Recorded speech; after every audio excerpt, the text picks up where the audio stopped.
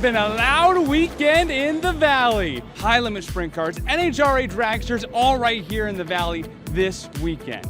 This is Sport of Speed. I'm your host, Devon Henry, as we invite two of the fastest motorsports in the country to Arizona. Yes, we'll talk about NASCAR going to Darlington tomorrow. But on top of that, it's been a party in Arizona. The high limit sprint cars bringing 410 sprint car racing back here to Arizona at Central Arizona Raceway.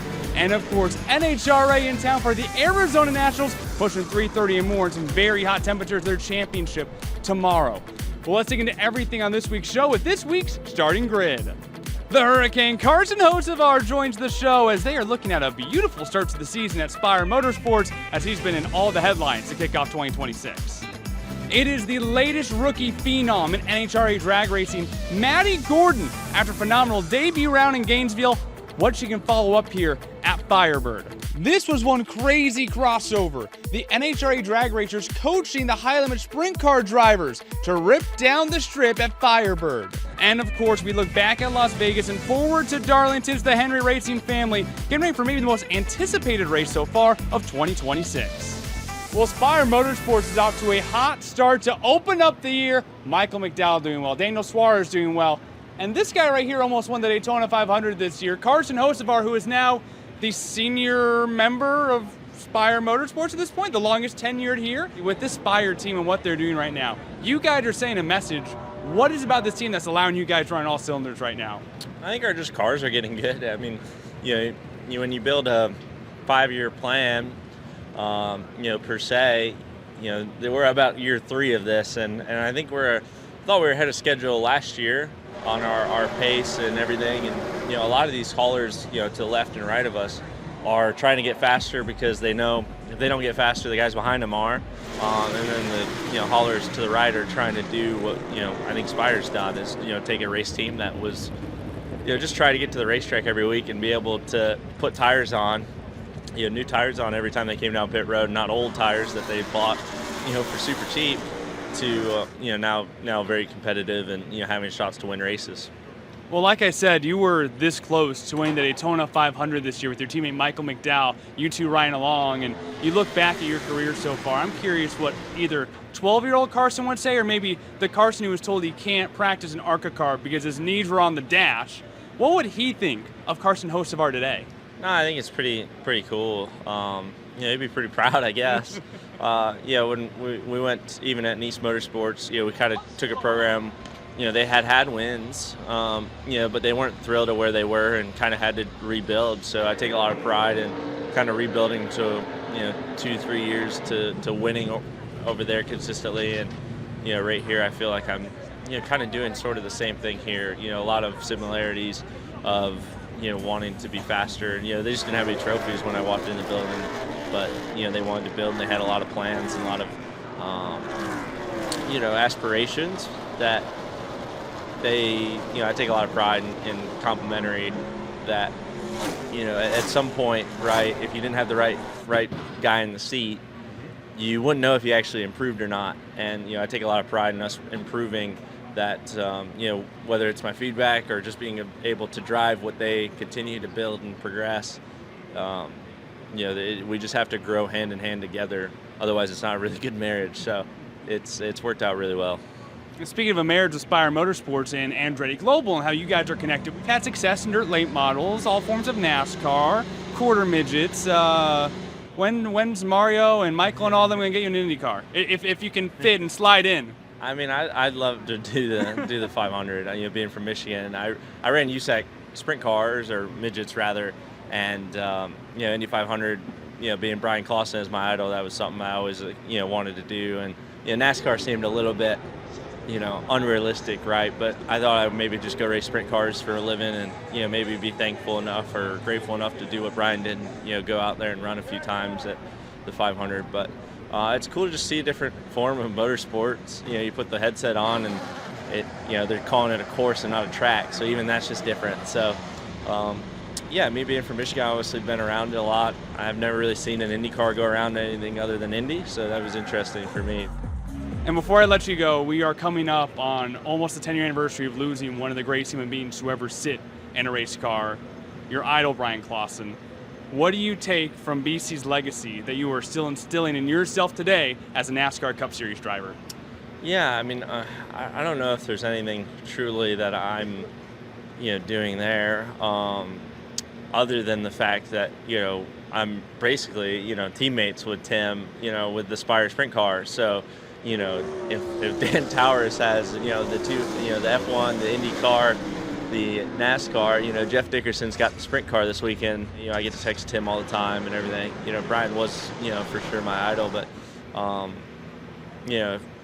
I think Brian was very respected and just super talented in a lot of different disciplines. So being versatile was something he always told me was super important. So if I could be as versatile as him, or half as versatile as him, really, I think I'd be pretty proud of myself. So, yeah, I'm excited to watch the sprint cars this week. And hopefully the 77 Chili sprint car can run good with Gio. On the other side, it is the rookie phenom and NHRA Maddi Gordon. The high-limit sprint car drivers go head-to-head at Firebird with some NHRA coaches. And a look ahead to the Lady in Black at Darlington for NASCAR. All that ahead on Sport of Speed.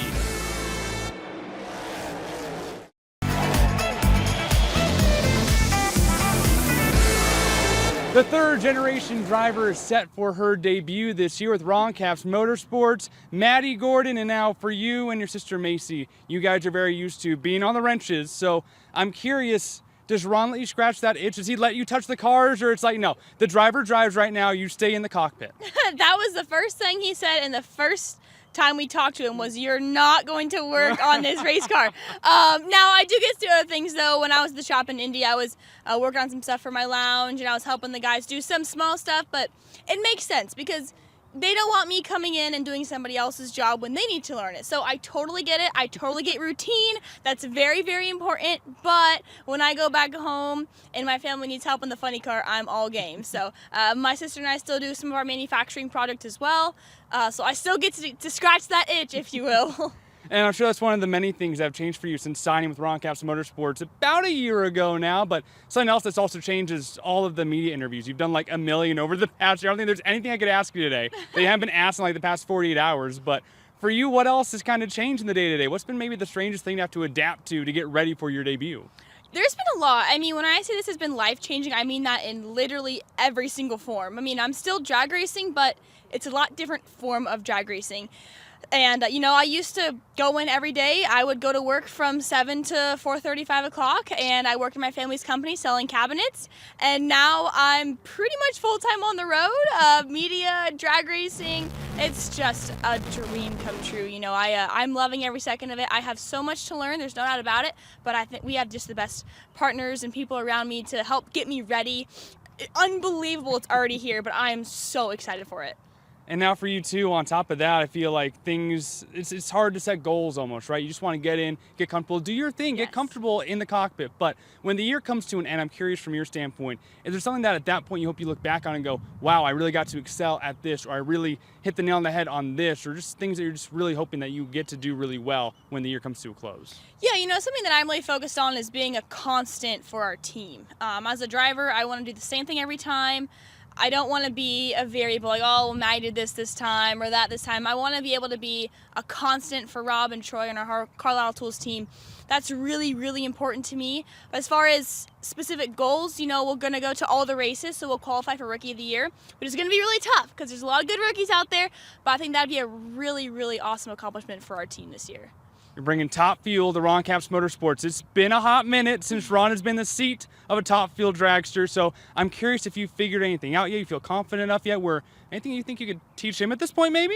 Definitely not as far as driving goes, that's for sure. I have a lot to learn from him in many ways, business, driving, sponsor-wise, tons to learn. I might be able to teach him some new hip phrases or some young trends, but at this point I'm solely learning from him. I don't have much to contribute back, but hopefully eventually I do. We're going to have some fun today, so we're just going to give you a structure of how this is going to work.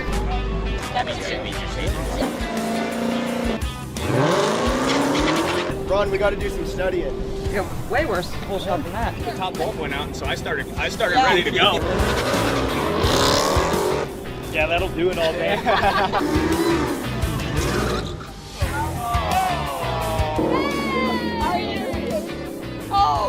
That had me nervous for a second.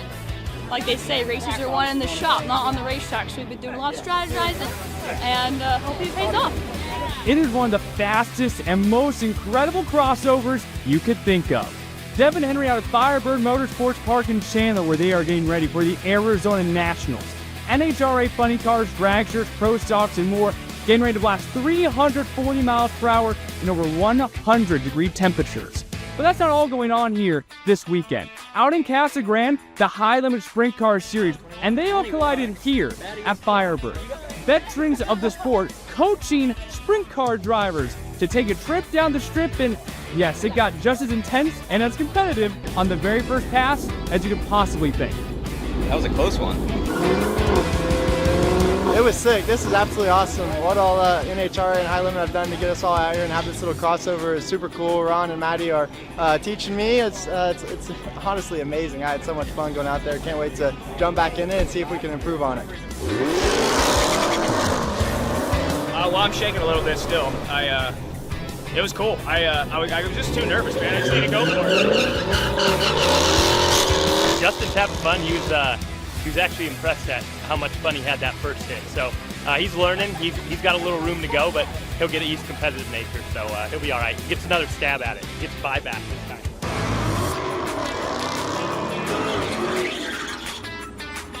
Tyler, you know, he said he felt a little spin there, so he's used to being on a slick track and having to work the throttle, so he'll be just fine. That's cool. I've never just got to free range, any kind of car in a straight line like that. It's pretty cool to get to just rip it. Now he needs to do a burnout in one of our cars. See what it's really like. Yeah, I'd probably about all I would do is a burnout. There were a couple of them never even, I don't think, been to a drag race. Tyler Courtney obviously has been to one and probably been in a drag car the way it looks, but he had low ET in the final round, but a blast, especially my new teammate Jason. A lot of fun, man. These cars are great, they're fast, and to watch them go at it and to watch them all as nervous as they were is pretty cool. It's a blast. I think it's awesome. I love bringing new people into our sport. There's a lot more to it than you think. There is a ton of strategy that you maybe don't think there is when you just go in a straight line, but there's starting line strategy, down the racetrack strategy, staging, all kinds of stuff. I love getting to teach them about this, and excited for them to learn some more. Ripping Hellcats an 8th mile at 100 miles per hour, these sprint car drivers went head-to-head with drag racing coaches. And the winner of it all, a High Limit Racing rookie. Tanner Holmes showed everyone just how quick he can be and hopes to also do so this weekend at Central Arizona Raceway. Good to get like a high roller, or get one on the rest of the high rollers, being the newest one to the series. But hopefully, many more the rest of the season. And this weekend here in Central Arizona, we got some racing 45 minutes down the road. So it's going to be nice to get 3 nights in, continue our year, and keep ripping. Tomorrow, we hand out Arizona Nationals Wallies during the NHRA 75th anniversary celebration. But do you know which driver earned the NHRA World Championship during the series' inaugural weekend at Firebird Motorsports Park? The NHRA first visited Firebird for the 1985 Fall Nationals. The title was clinched in the final round of post-up with a walk-off win, earning the 6th of 10 championships and 46 of 85 career victories for the legendary Bob Glidden. Sport of Speed returns after this.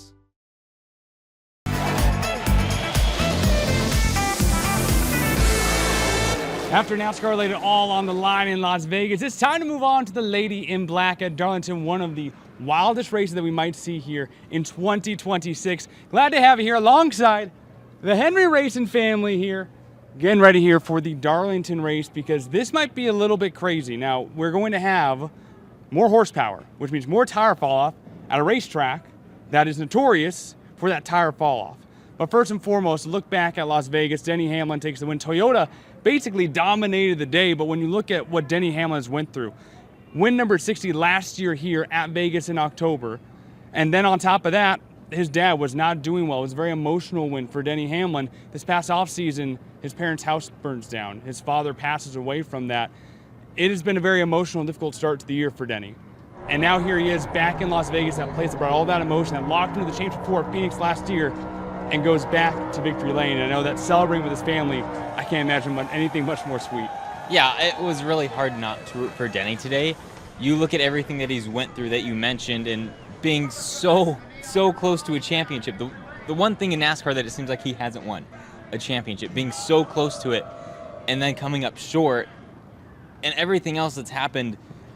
To see Denny running up towards the front today, even early in the race, it was hard to not want him to win, just because of everything that he's went through. You just want him to reach that pinnacle again, to reach that win again, and just start things rolling for him. So it was a great win to see. If you don't like seeing Denny win today, I don't know what kind of person you are.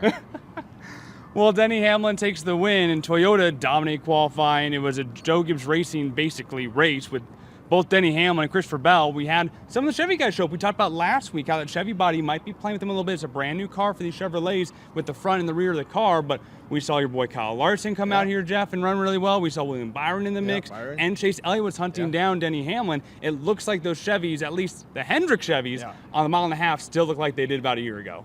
Yeah, Hendrick Chevys look good today compared to last weekend in Phoenix, so I think they've got the right packages. They just got to put everything together. But let's talk about Vegas, man. We were here for like 5 days, 3 nights of sprint car racing, 2 nights of NASCAR. What a weekend. It was great, you know. And then you see Kyle Larson win the first night on Thursday night the sprint car race, doesn't do too good on Friday night sprint car race.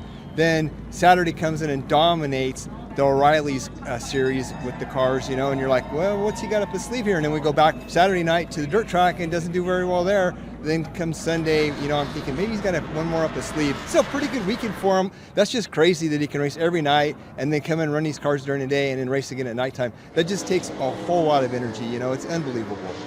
Now let's look ahead to Darlington real quick, because the drivers have been talking about this, the teams have been talking about this.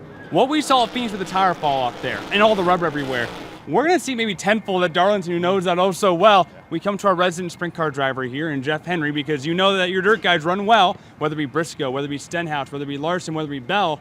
And it feels like Darlington might be another site for them at one of the most historic venues in NASCAR to go out at a track that's hard to handle in the first place. And now that tire for wear is going to absolutely decimate the rubber, and it's going to really open a lot of doors for some of these drivers. Yeah, I think, you know, because of the dirt, they probably have a little bit of feel to the car when it wants to start to get loose, so they know they can kind of, in the asphalt stuff, they're going to have to try to save their tires a little bit more, but they definitely push to the limit. And yeah, I don't know, it's going to be interesting to see the tire wear fall off and to see how these guys manage that, because I think it's made the racing this year much more exciting. All the drivers, when they're asked about this, they seem giddy to get out there and try to take this tire compound to Darlington. I mean, they love it. They want to be challenged. That's what these drivers want, right? We go back to when this generation of car first started at Fontana, the first oval track that they went on. Guys were spinning out all throughout practice. The general public was freaking out. They're like, oh my gosh, this car is horrible. But the drivers were like, no, it's good. We just have to adapt. So I think they're excited to have a new challenge with this generation of car again. Relatively, there's not a whole lot changing. So to get a whole new tire compound is going to challenge them, and it's really going to make them think throughout the race of how do they need to manage their tires on a long run compared to how hard can I go on a short run. It takes me back to Bristol a couple of years ago when we just had an absolutely abnormal race with extreme tire fall off. You know, some guys loved that, other guys hated that, but I'm hoping Sunday we kind of get a middle ground there where maybe it's not as extreme as it was at Bristol a couple of years ago, but it's more than what we're seeing in today's races normally. As NASCAR heads back to its roots, we get to make it loud here in the Valley. NHRA and High Limit Racing all condensing here in Arizona. It is a weekend full of motorsports in Arizona. Thank you so much to everyone who's been able to make this happen, whether it be Sports 360 AZ and Brad Sesmat, Brian Sizik, and CW7 Arizona, and also Latasha Kazi and Phoenix Raceway. Been awesome to be with you here on Sport of Speed for these past few weeks to open up the season. So much more on the way at Devon Henry 77, Sports360AZ.com, and everything else. Keep up with the Henry Racing family and everything else going on. It's time for some more racing here in the Valley.